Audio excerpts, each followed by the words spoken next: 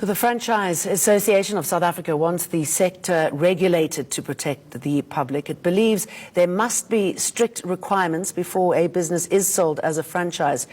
FASA says the industry should have a board or council that accredits, adjudicates and oversees franchising. The association's chairperson, Akhona Qengqe, joins me now. Good to have you with me this morning. Thank you for coming in. Thank you for having me, Jane. Tell me more about what you want and why. So basically, if you look at one of our key mandates as the association, is we want to promote ethical franchising.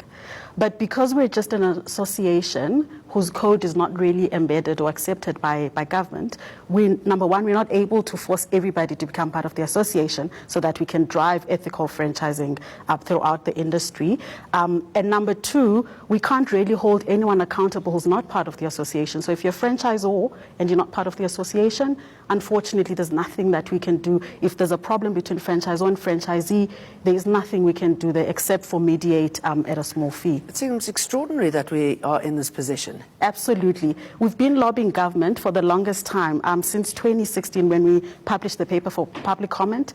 Since then, nothing has happened. And really, we're at a point now where, given everything that's been happening with some franchise companies out there and some investors really just being done in, we really just need a code. We need a board that accredits franchise companies. We need some kind of criteria that companies must actually fall within for them to even be considered franchisors. And you say you want an ethical solution to this. Yeah. What does that mean?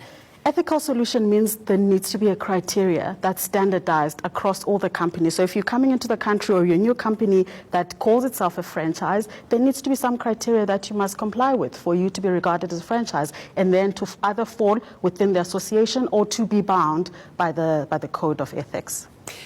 Right, you touched on it very briefly, but how is it holding franchisees back now? I mean, if they don't have this sort of framework in which to operate? It's not so much holding the franchisees back than it is to protect the investors or the franchisees. So what we're about is making sure that if you're wanting to buy into a franchise company, as an investor, your interests are protected, that you're buying into a legitimate company, you're buying into a credible company that's gone through a rigorous vetting process, and that actually what you're buying into is something that we can vouch for as the association. I mean, if that's in place, obviously, I mean, the next step is that it would attract strong investment. Absolutely. From South Africa and abroad. Absolutely. And, one of our key imperatives is to drive job growth. And obviously, the more franchise systems we've got going on, the more jobs then that can be made available.